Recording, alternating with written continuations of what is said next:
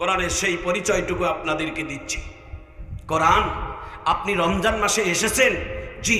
বলে আপনি কোন রাত্রিতে এসেছেন? কোরআন এবার উত্তর দিবে, দেখি কত জোরে আল্লাহু আকবার বলেন। ইন্না আনজালনাহু ফি লাইলাতিল কদর ওয়া মা আদরাকা মা লাইলাতুল কদর। কোরআন লাইলাতুল কদরের রাত্রে আল্লাহ তাআলা নাজিল করেছেন। কদরের রাত্রের মর্যাদা আল্লাহ তাআলা কোরআনের কারণে বাড়িয়েছেন। সুবহানাল্লাহ।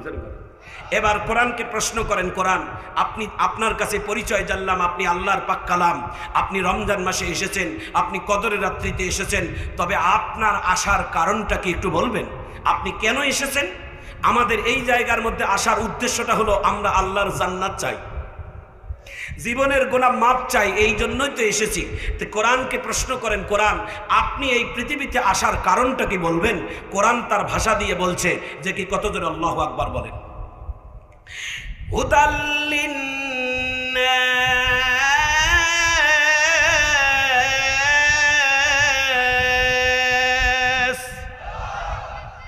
হুদাল লিল মুত্তাকিন।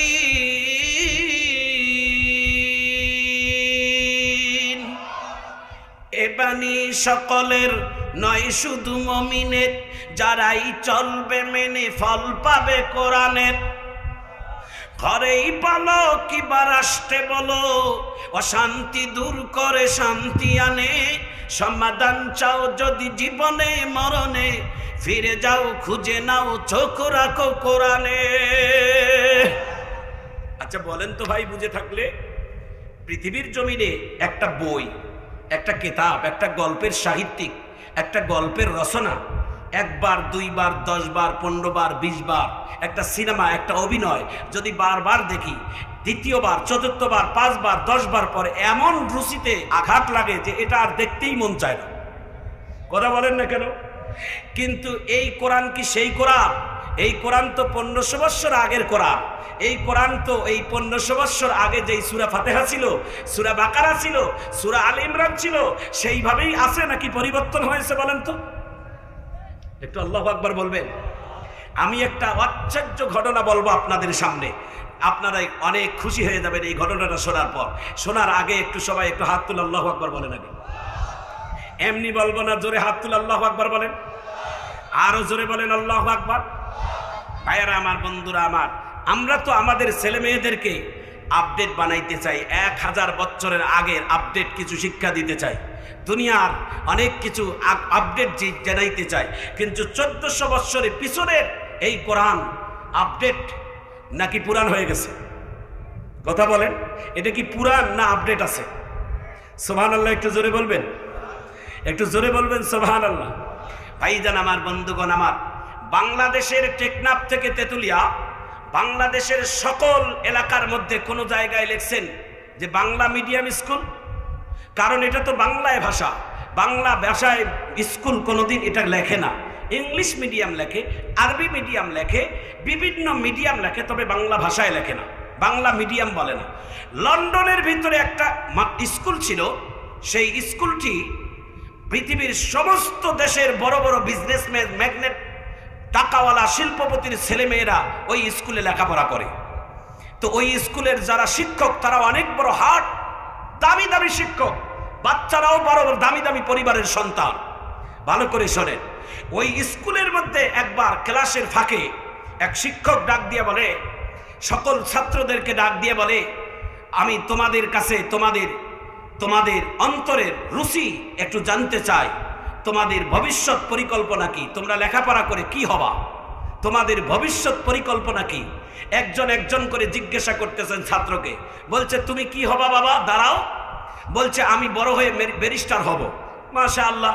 আর একজন ছাত্র দাঁড়িয়ে বলছে, তুমি কি হবা বাবা? বলে, আমি বড় হয়ে আমি অনেক বড় একজন উকিল হব। তাই? মাশাআল্লাহ। আর একজন দাঁড়িয়ে বলে, কি হবা? বলে, আমি বড় ইঞ্জিনিয়ার হব। আর একজন কি হবা? বলে, আমি একজন বড় অফিসার হব। এ কি হবে? জীবনের অনেক বড় পরিকল্পনা সন্তানের, একজন আর একজনের পরিকল্পনা, ভবিষ্যৎ, সবাই তাদের অনুভূতিগুলো প্রকাশ করলো। ওর মধ্যে শেষের দিকে একটা মুসলিম পরিবারের সন্তান ওই সন্তানকে ওই লন্ডনের স্যার জিজ্ঞাসা করলো, বাবা তোমার অন্তরের অনুভূতি কি, তুমি বড় হয়ে কি হবা? ছাত্রটা ডাক দিয়ে বলে, স্যার আমি বড় হয়ে আমার সাহাবা হব। একটু চিৎকার দিয়ে আল্লাহু আকবার বলে। বড় হয়ে কি হবে? সাহাবা হবে। সাহাবা, সাহাবা কোনো ডিগ্রি? একটু আল্লাহু আকবার বলেন না ভাই। আমার দিকে তাকান, না হলে তো মজা পাবেন না। অতিথিরা আসবেন, বসবেন, তাদের দিকে এখন কোরআনের কথা শুনবেন। আল্লাহ তাআলা যেন কবুল করেন, আমিন বলে। কোরআন এমন একটি দামি কথা, কোরআনের কথা যখন চলবে তখন আপনার আর কোনো দিকে মন মানসিকতা রাখার কোনো প্রয়োজন হয় না, কারণ কোরআনের থেকে দামি তো আর পৃথিবীতে কিছুই হতে পারে না। কথাটা বুঝেছেন? আল কোরআনু আহাব্বু ইলাল্লাহ মিনাস সামাওয়াতি ওয়াল আরদ। আল্লাহর জমিনে, আসমানের নিচে সবথেকে দামি বস্তুর নাম হচ্ছেন আল কোরআন।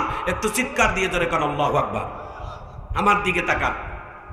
তো বাচ্চাটাকে ডাক দিয়ে বলে, এই বাচ্চা, আমরা তো জীবনে অনেক বড় শিক্ষকতা করতেছি, জীবনে এই ডিগ্রির নাম কোনোদিন শুনি নাই। সাহাবা ডিগ্রি কি?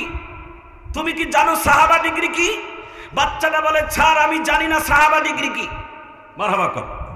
শিক্ষক ক্লাস বন্ধ করে দিয়ে সকল শিক্ষককে এক জায়গায় ডেকে ডাক দিয়ে বলে, আজকে ক্লাসের মধ্যে আমরা ছাত্রদের অনুভূতি জানতে চাইলে প্রত্যেক ছাত্ররা বলতেছে আমি ব্যারিস্টার হব ভবিষ্যৎ, আমি ইঞ্জিনিয়ার হব, আমি বড় শিক্ষক হব, আমি বড় অফিসার হব, কিন্তু একটা ছাত্র বলছে আমি সাহাবা হব। সাহাবা কোনো ডিগ্রি নাকি? সমস্ত শিক্ষকের এক জায়গায় তারা বলল, সাহাবা ডিগ্রি তো আমরাও জানি না। শিক্ষক আবার ক্লাসের মধ্যে এসে ডাক দিয়ে বলে, এই বাবা, আগামী আজকে বিকাল টাইমে ক্লাস ছুটির পর তোমার পরিবারকে বলে দাও যে আমরা তোমার বাড়িতে একটু চা খেতে যাব। আল্লাহু আকবার বলে। ছাত্রটা ছুটি নিয়ে বাড়িতে যায়, বলে আব্বু আম্মুকে ডাক দিয়ে বলে, বাবা মা, আজকে আমাদের স্কুলের সকল শিক্ষক স্টাফ আমাদের বাড়িতে আসবেন, মেহমানদারি করো। শিক্ষক আসবেন বলে বাবা মা আনন্দিত হয়ে আপ্যায়নের ব্যবস্থা করেছে। শিক্ষকেরা যথাসময় তাদের বাড়িতে এসেছে, নাস্তা পানির জন্য সব সামর্থ্য অনুযায়ী রেডি করেছে। নাস্তা পানি খাওয়ানোর জন্য পরিবার তাকে আপ্যায়ন করার জন্য সব অস্থিরতা করতেছে। সকল শিক্ষক ডাক দিয়ে বলে, ভাই আমরা আপনার বাড়িতে নাস্তা খাওয়ার জন্য আসি নাই, আমরা আপনার বাড়িতে এসেছি আপনার কাছে একটা প্রশ্নের উত্তর জানার জন্য। আল্লাহু আকবার। কি প্রশ্নের উত্তর? বলে, গতকালকে আমরা যখন ক্লাসের মধ্যে ছিলাম সকল ছাত্রদের অনুভূতির জিজ্ঞাসা করছিলাম, ভবিষ্যৎ তোমরা কি হবা? সবার অনুভূতি বড় বড় টাইটেল চায়, কিন্তু আপনার ছেলেকে যখন জিজ্ঞাসা করছিলাম তখন আপনার ছেলে বলছিল আমি সাহাবা হতে চাই। ভাই আপনি কি সাহাবা? এটা কোনো টাইটেল আপনার জানা আছে? সঙ্গে বাচ্চার বাবা চোখের পানি মোছে আর আকাশের দিকে তাকাইয়া আলহামদুলিল্লাহ বলে। একটু সুবহানাল্লাহ বলেন। শিক্ষক ডাক দিয়ে বলে, আপনি এই কথা শোনার পর কেন চোখের পানি ফেললেন আর কেন আলহামদুলিল্লাহ বললেন? বাচ্চার বাবা ডাক দিয়ে বলে, স্যার আপনি জানেন না আমরা মুসলমান? কয় জানি। তুমি মুসলমান? তোমাদের মতো অনেক মুসলমানের পরিবারের সন্তানেরা আমার স্কুলে লেখাপড়া করে, তবে ওই মুসলমানের সন্তানেরাও জিজ্ঞাসা করছিলাম, তাদেরও স্বপ্ন এরকম ছিল না, তবে তোমার সন্তান কেন যেন সাহাবা হতে চায়, এটা এই প্রশ্নের জবাব জানার জন্যই তো আজকে সকল শিক্ষকেরা তোমার বাড়িতে আসলাম। ছাত্ররা বাবা ডাক দিয়ে বলে, ওগো স্যারেরা শুনে নেন, সাহাবা কোনো পৃথিবীর জমিনে কোনো ডিগ্রি নয়, কোনো লেখাপড়ার নাম নয়। আল্লাহর জমিনে সব থেকে দামি মানুষ যারা, তারা হলেন নবী। নবীদের পরে যারা দামি মানুষ তারা হলেন আল্লাহর নবীর সাহাবী। একটু আল্লাহু আকবার বলেন। আচ্ছা সবাই বলেন তো, বুঝে থাকলে সাহাবী কেউ আর হতে পারবো? কথা বলেন না কেন? হতে পারবো? ইচ্ছা করলেও সাহাবী হওয়া যাবে না। আল্লাহর ওলি হওয়া যাবে, আউলিয়া হওয়া যাবে, সাহাবী হওয়া যাবে না। সাহাবী হওয়ার সময় ডেট শেষ হয়ে গেছে। আল্লাহর রাসূলকে সশরীরে দেখে যারা কালেমা পড়ে মুসলমান হয়েছে তাদেরকে বলা হয় সাহাবা। আল্লাহু আকবার বলেন। বাচ্চার বাবা ডাক দিয়ে বলে, স্যার আমার ছেলে সাহাবা হইতে চায়, মানে আমার বাড়িতে প্রত্যেকদিন 3 বেলা খাবারের পর আমি একটা সাহাবায়ে কেরামের কিতাব আমি বাড়ির মধ্যে রাখছি। আল্লাহু আকবার বলেন। দেখেন ভালো করে শোনেন, সাহাবা ইকরামের জীবনের ইতিহাসের একটা বই আমার বাড়িতে রাখছি। আরে আপনার আমার বাড়িতে তো গল্পের সাহিত্যিকের বই, ভালোবাসার বই। আপনার আমার বাড়িতে টেলিভিশনের নিত্য গানের অনুষ্ঠানের বই। আপনার আমার বাড়িতে তো সব সময় গান বাজনা বাজবে, সেটার প্রতিযোগিতা করি। শান্তি কি এমনি আসবে? সুখ কি এমনি আসবে? আল্লাহু আকবার বল। গতকালকে আমরা বাংলাদেশের একটি ঐতিহাসিক ঘটনা দেখে গোটা বাংলাদেশ ব্যাপী আমরা মর্মাহত হয়েছি, দুঃখিত হয়েছি। যে এই ছেলেটা দীর্ঘ 10 বছর যাবৎ সৌদি আরব থেকে প্রবাসীর জীবন আপনারা জানেন, যারা বিশ্বের মধ্যে বিভিন্ন দেশে প্রবাসী জীবন কাটে, আপনারা তো তাদের কাছে টাকা চাইলে টাকা পাঠাই দেয়। প্রবাসীরা যখন ভাই টাকা পাঠায় টাকা পাঠাই দেয়, বোন টাকা চায় টাকা পাঠাই দেয়, স্ত্রী টাকা চায় টাকা পাঠাই দেয়। তবে প্রবাসীরা যে কত কষ্ট করে টাকা পাঠায় এটা আপনারা বলতে পারবেন না। যারা বিদেশ সফর করেছেন তারা বোঝে। আমার জীবনের ইতিহাস আমি হাজারো বাঙালি দেখেছি অনেক বড় ডিগ্রি নিয়ে যখন সৌদি আরবে গেছে, চাকরি নাই, টয়লেট পরিষ্কার করার চাকরি তারা করে 500 রিয়ালের টাকা দিয়ে। সেই লোকগুলো রাস্তায় ডাস্টবিনের খাবারগুলো উঠাইয়া নিয়ে রাস্তার পাশে চুপ করে তারা খায়, যাতে করে কোনো বাঙালি হাজি যেন আমাদেরকে না দেখতে পায়। আজকে বাংলাদেশের 1.5 কোটি মানুষের উপর বাংলাদেশের বিভিন্ন ছেলেমেয়েরা আমাদের বিভিন্ন দেশের মধ্যে প্রবাসী জীবন যাপন করে। তাদের শক্তিতে আমাদের বাংলাদেশের অর্থনৈতিক শক্তি। কথা বলেন ঠিক কেনা? প্রবাসীদের জীবন নিয়ে ঠাট্টা করবেন না, প্রবাসীদেরকে গালিগালাজ করবেন না। বাংলাদেশের প্রত্যেকটা প্রবাস ছেলেরা বসবাস যারা করে, প্রত্যেকটা মাহফিল থেকে প্রবাসী ছেলে মেয়েদের জন্য দোয়া করো। আমিন কর, আমিন কর, আরো জোরে বলেন আমিন। ভাইয়ারা আমার, বন্ধুরা আমার, 10 বছর ছেলেটা থাকছে। জনকণ্ঠে বিভিন্ন পত্র পত্রিকায় খবরটা ভাইরাল হয়ে গেছে। ছেলেটি 10 বছর পর বাংলার জমিনে আসবে। অনেক দিন পর তার কষ্ট, রক্ত বিক্রি করে রক্ত চোষা টাকা পরিবারকে দিয়েছে, স্ত্রীকে খাওয়াইছে। পরিবারের ছেলে মেয়ে ছিল তার 4 জন ছেলে, 4 জন বাচ্চা ছিল। এই 10 বছর পর যখন আনন্দের শান্তি, সুখ শান্তি নিয়ে পরিবারের কাছে যখন জেদ্দা এয়ারপোর্ট থেকে বাংলাদেশ বিমানবন্দরে নামবে, বিমানবন্দরের গেটে এসে দেখে তার স্ত্রী নাই, কিন্তু তার 4 সন্তান আর বাবা মা নিয়ে গেটের মধ্যে বিমানবন্দরে রিসিপশন করার জন্য অপেক্ষমান। বাচ্চাগুলোকে বুকের মধ্যে জড়িয়ে নিয়ে বলে, তোমার আম্মু কোথায়? বাচ্চাগুলো ছোট ছোট মানুষ চোখের পানি ছেড়ে দিয়ে কান্দে আর বলে, আব্বু তোমাকে আমরা মোবাইলে বলি নাই, বললে হয়তো তোমার মন খারাপ হবে আর হয়তো নাও আসতে পারো যন্ত্রণায়, এই জন্য আমরা মনের কথা আপনাকে বলি নাই। আপনি আসবেন বলে 2 মাস আগে আমার মা একটা পরবাসী, একটা অন্য পরপুরুষের সাথে সম্পর্ক করে বিবাহ করে আমাদেরকে এতিম বানিয়ে চলে গেছে। বাচ্চাটার কথা শুনে স্বামী চোখের পানি ছেড়ে দিয়ে কান্দে। এটাই দুনিয়া। যে স্ত্রীর জন্য আমি 10টা মাস ধরে বিদেশের মধ্যে কষ্ট যাপন করলাম, টাকা পয়সা পাঠিয়ে দিলাম, 4 সন্তানের মা হওয়ার পর এখন ভালোবাসার জীবন নিয়ে জীবন যাপন করতেছে। এটাই দুনিয়া, এটাই বাস্তবতা। দুনিয়া কোনোদিন মানুষের আপন নয়, দুনিয়ার বন্ধু বান্ধব কোনোদিন আপন নয়, দুনিয়ার জনগণ কোনোদিন আপন নয়। দোস্ত, তোমাদের পা গুলো আগাই দাও, আমি তোদের পা ধরে অনুরোধ করি। দুনিয়া কোনোদিন আপন নয়, দুনিয়ার দল কোনোদিন আপন নয়, দুনিয়ার বন্ধু বান্ধব কোনোদিন আপন নয়। আপন যদি পৃথিবীতে থাকে 2 জন, একজন আল্লাহ আর একজন নবী মুহাম্মদুর রাসূলুল্লাহ। জোরে বলেন সাল্লাল্লাহু আলাইহি ওয়াসাল্লাম। কেউ আপন নয় দোস্ত, কেউ না। দুনিয়াটা সবথেকে বড় স্বার্থপর। দুনিয়ার থেকে স্বার্থবাদী আর কেউ নেই। দুনিয়া কাউকে থাকতে দেয় না। দুনিয়া মানুষকে লাথি মেরে ফেলাইয়া দেয়। বড় বড় দামি দামি ভিত্তি করে বিল্ডিং বানাইছেন, যেই দিন বিল্ডিং এ উদ্বোধন করে ঢুকবেন ওই দিনে গেটের মধ্যে আজরাইল বসায় রাখছে। আল্লাহ ডাক দিয়ে বলে, আজরাইল রে, আমার বান্দাটা যেন তার রাজবিলাস বাসার মধ্যে যেন না ঢুকতে পারে। আজরাইল, তুমি গেটের মধ্যে ঢুকাইতে দাঁড়িয়ে থেকো, তুমি ওই তাকে ছিনিয়ে নিয়ে ওই মসজিদের কাঠের খাটের মধ্যে তাকে শোয়াই দিও, তাকে যেন আর উপরে না যেতে হয়। আমার ভাইজান, আমার বন্ধুগণ, কত ইতিহাস আমাদের সিনার মধ্যে আছে। বাংলাদেশ বাংলাদেশের টেকনাফ থেকে তেতুলিয়া, বাংলাদেশের প্রত্যেকটা জেলায়, প্রত্যেকটা উপজেলায় আল্লাহ তাআলা আমাদেরকে কোরআনের কথা বলায়। আমাদের ইতিহাস তো বাংলার জমিনে অনেকের জানা আছে। আপনাদের হাতে পায়ে ধরি বলি ভাই, আজকে আপনারা কেন মসজিদে যান না, কেন নামাজ পড়েন না, কেন বাবা মাকে সম্মান করেন না, কেন ইসলাম মানেন না? দুনিয়া তো সব থেকে বড় স্বার্থপর, দুনিয়া সব থেকে বড় স্বার্থপর। দুনিয়া মানুষকে কাউকে থাকতে দেয় না। সুখ শান্তি যখন আসে, যখন সুখ শান্তি ভরপুর হয়, তখন আল্লাহ তাআলা আপনার সুখ শান্তির মধ্যে ভাটা ফেলায়। চিৎকার দিয়ে জোরে বলুন ঠিক কেন? এটাই দুনিয়ার বাস্তবতা দোস্ত। যুবক ভাইয়েরা, কেন নামাজ পড়ো না বলো তো ভাই? প্রশ্ন করেন আপনি আমাকে, আমি উত্তর দেই। কেন নামাজ পড়েন না? নামাজ পড়লে আপনার ক্ষতিটা কি? আপনারা জানেন, ইতিহাস ভুলে যাবে না। 2020 সালে বাংলাদেশ সহ সারা পৃথিবীতে করোনার আক্রমণ যখন হয়েছে, বাংলাদেশের প্রথম যেই ব্যক্তিটা মারা গেছে, বাংলাদেশের একজন বিজনেস ম্যাগনেট, যমুনা গ্রুপের চেয়ারম্যান, তিনি যখন করোনায় আক্রান্ত হলো, তার জীবনের ইতিহাস পত্রিকার সাংবাদিকেরা লিখেছেন। 100-200 নয়, 1400 কোটি টাকা বিদেশের ডাক্তারের কাছে ব্যয় করেছে করোনার রোগ থেকে বাঁচার জন্য। এই বিজনেস ম্যাগনেট যমুনা গ্রুপের চেয়ারম্যান করোনার থেকে বাঁচার জন্য 1400 কোটি টাকার উপর ব্যয় করেছে। আল্লাহ তাআলা তাকে দুনিয়াতে রাখে নাই, দুনিয়া থেকে উঠাই নিয়েছে। টাকা দিয়ে কোনোদিন বাঁচা যায় না দোস্ত, টাকা দিয়ে বাঁচা যায় না। অনেক টাকাওয়ালা মানুষ আছে, হার্ট স্ট্রোক করেছে, একটা নাপা প্যারাসিটামল 1 টাকা দিয়ে কিনে খাবে, এই সুযোগটাও আল্লাহ তাআলা দেয় না। কথা বলেন?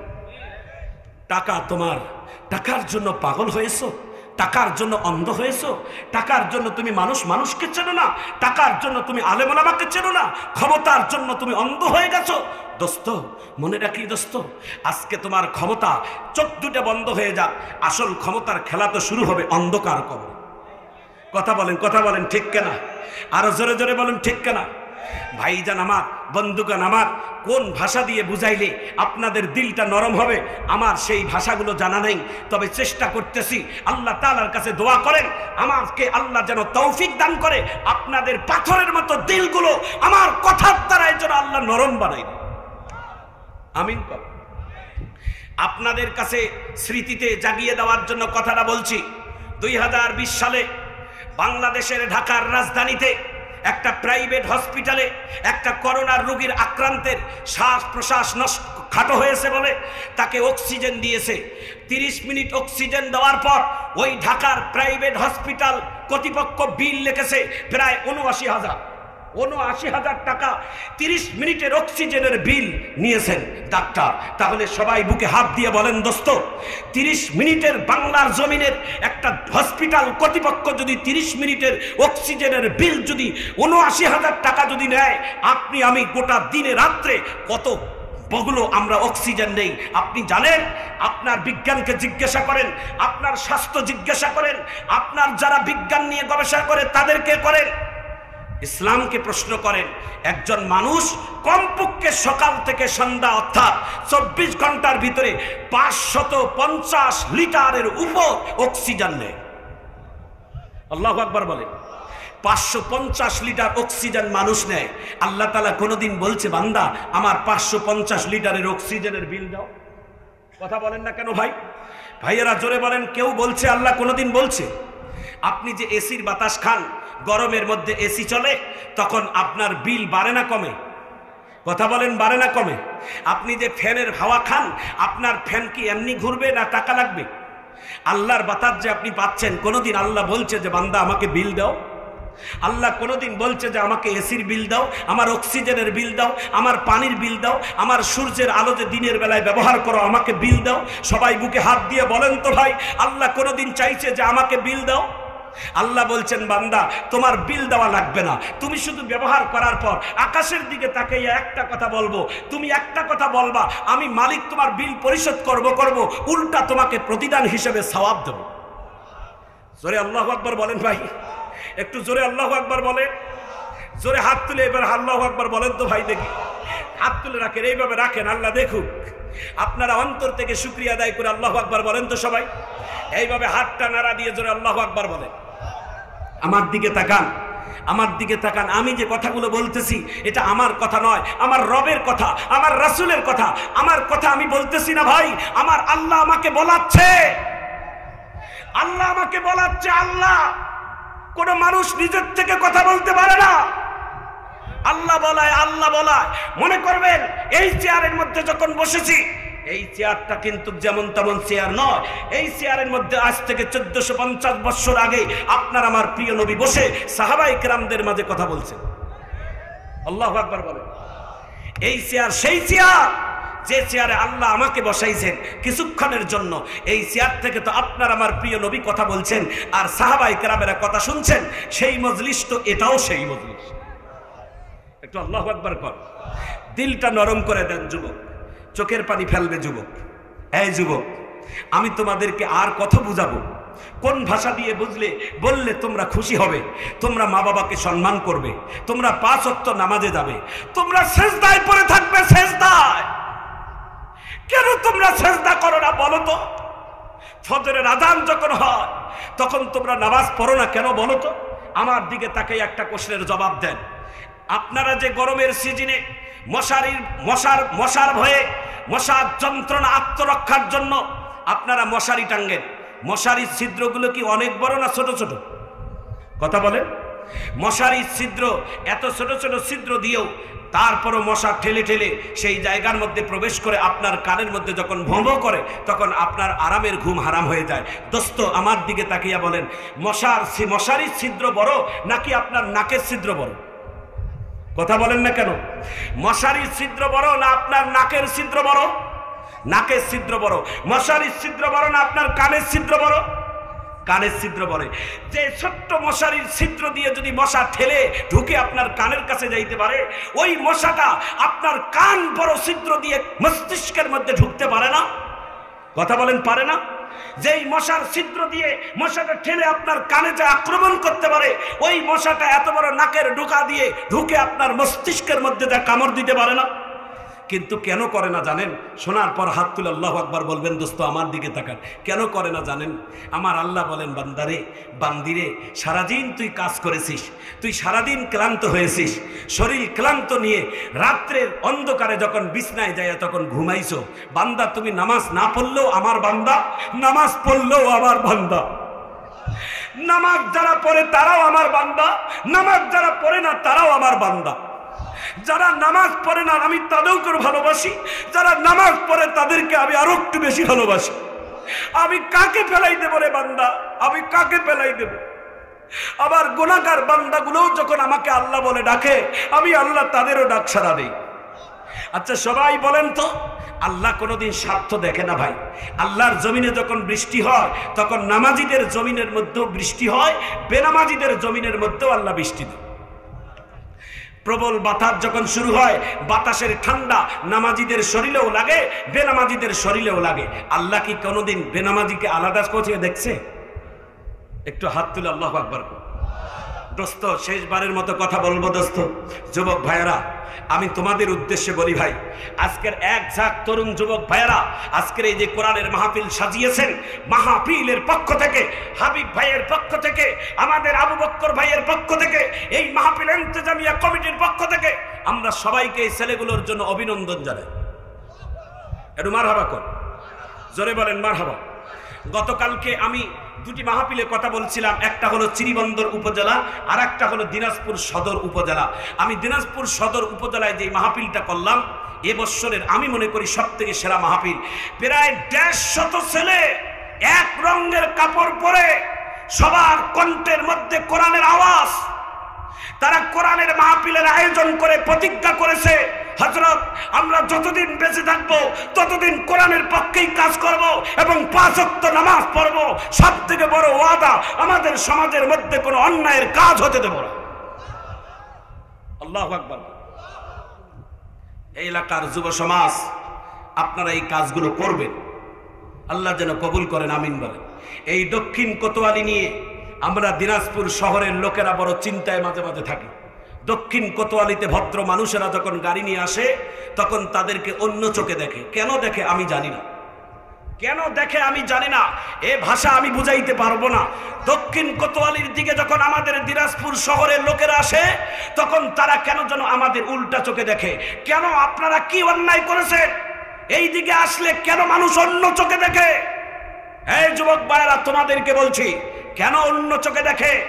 দক্ষিণ কোতোয়ালি হবে ইসলামের সব থেকে বড় ঘাটির জায়গা। কারা কারা একমত? হাত তুলে আল্লাহু আকবার বলে দেখান, দেখান, দেখান, দেখান, জোরে আল্লাহু আকবারের আওয়াজ দেন। দক্ষিণ কোতোয়ালি হবেন ইসলামের সব থেকে বড় ঘাঁটি। ইসলামের ঐতিহ্যবাহী এই কোরআনের মাহফিল এই জায়গা থেকে হয়। মারহাবা। আপনাদের ইতিহাস জানা আছে কিনা জানা নাই, আমি খেয়াল পড়ে গেল, কথাটা বলে দেই। বাংলাদেশের একজন ইসলামিক স্কলার, দেখি কতগুলো খেয়াল আছে, দেখি এখানে অনেক মাই মুরব্বীরা আছেন যারা অনেকে খেয়ালারা হয়ে গেছেন। বাংলাদেশের একজন ইসলামিক স্কলার কোরআনের তাফসির মাহফিল এই খানপুরের বাজারে করতে গিয়ে, কোরআনের মাঠে কোরআনের কথা বলতে গিয়ে এই মঞ্চে মারা গেছে। কার কার খেয়াল আছে দেখি হাত তুলে দেখান। আল্লাহু আকবার। এই যে দেখেন হাবিব ভাই, মারহাবা কর। এই জায়গায় কোরআনের মাহফিল করতে গিয়ে মারা গেছে। নির্ভেজাল বোঝা যায় যে এই লোকটা কোরআনের কথা বলতে গিয়ে কোরআনের মঞ্চেই মারা যায়। বোঝা যায় সেই লোকটা জান্নাতি না জাহান্নামী। আল্লাহ যেন তাকে জান্নাতের উঁচু মাকাম দান করেন। একটু চিৎকার দিয়ে জোরে কোন আল্লাহু আকবার। আমার দিকে তাকিয়ে জবাব দিবেন, দোস্ত চোখের পানি ফেলাবেন। সবাই আওয়াজ দিয়ে বলেন, মশা কি ওই মশারির ছোট্ট ছিদ্র দিয়ে যদি ঢুকতে পারে, আপনার নাকের ডগা দিয়ে ঢুকতে পারে না? আপনার কানের ছিদ্র দিয়ে ঢুকতে পারে না? কিন্তু আমার আল্লাহ কি বলে জানেন? শোনার পর আল্লাহু আকবার বলবেন।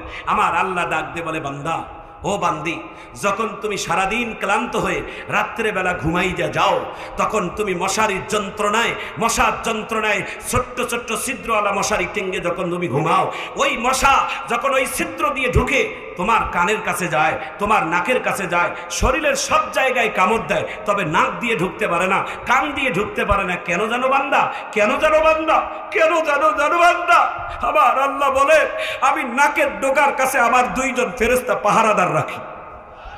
সুবহানাল্লাহ, একটু জোরে কর। এ বান্দা, আমি তোমার কানের ছিদ্রের, দুই কানের ছিদ্রের কাছে আমার দুইজন ফেরেশতাকে পাহারাদার রাখি। কেন জানো? বলে শরীরের অন্য জায়গায় কামড় দিও, তবে ভিতরে যেন না ঢুকতে পারে, আমার বান্দার যেন কোনো বড় ধরনের ক্ষতি না হয়। এরে যুবক, তোমরা কেন নামাজ পড়বা না? কেন তোমরা সিজদায় যাবা না? তোমাদের মতো হাজার হাজার যুবক প্রত্যেক দিন মারা যাচ্ছে। রোড অ্যাক্সিডেন্টে মারা যায়, হার্ট স্ট্রোকে মারা যায়, বিভিন্ন ক্যান্সার রোগে মারা যায়, বিভিন্ন বড় বড় রোগে মারা যায়। এই ভাইয়েরা, তোমরা কি অনেক দিন বাঁচতে চাও? তোমাদের এটা ভুল ধারণা, তোমার এটা নকল ধারণা। তোমরাও কোনোদিন বাঁচতে পারবা না, আমরাও কেউ কোনোদিন বাঁচতে পারবো না। আজ না হয় কাল আমাদের মৃত্যুর স্বাদ গ্রহণ করাই লাগবে। একটু চিৎকার দিয়ে ধরে বলেন, ঠিক কেনা?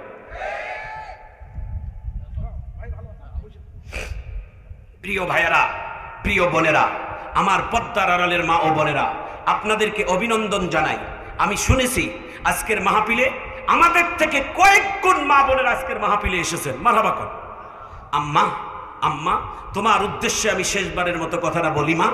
মা বলবো, আমার রাসূল বলছেন, ক্বালান নবী সাল্লাল্লাহু আলাইহি ওয়াসাল্লাম, আল জান্নাতু তাহতা আকদামিনাল উম্মাহাত। পুরুষের পদতলে খুঁজলে পায়ের জুতা আর স্যান্ডেল ছাড়া কিছু পাওয়া যাবে না, কিন্তু মায়ের পদতলে খুঁজলে আমার আল্লাহর জান্নাত পাওয়া যায়। মারে, তোমার এই সম্মানটা দুনিয়ার কোনো মানুষ দেয় নাই মা, কোনো দল দেয় নাই মা, আমার রাসূল দিয়েছেন, আমার আল্লাহ দিয়েছেন। মা, তোমার সম্মানকে, তোমার ঐতিহ্যকে নষ্ট করিও না মা। ও মা, তোমার গোটা শরীরের অঙ্গগুলোকে তুমি হেফাজত করবা। আমার আপনার নবী বলেন, ক্বালান নবী সাল্লাল্লাহু আলাইহি ওয়াসাল্লাম, মান ইয়াদমানু লি মা বাইনা লাহইয়াইহি ওয়া মা বাইনা রিজলাইহি আদমানু লাহুল জান্নাহ। আমার নবী বলেন, মুসলমান ভাইয়েরা, বোনেরা, শুনে নেন, এই হাদিসটা যদি মানেন আপনি জান্নাতি। কারা কারা জান্নাতি হবেন একটু হাত তুলে শেষবারের মতো আল্লাহু আকবার বলেন। একটু এইভাবে হাতটা নাড়া দিয়ে জোরে আল্লাহু আকবার কর। আল্লাহ যেন কবুল করেন, আমিন বলেন।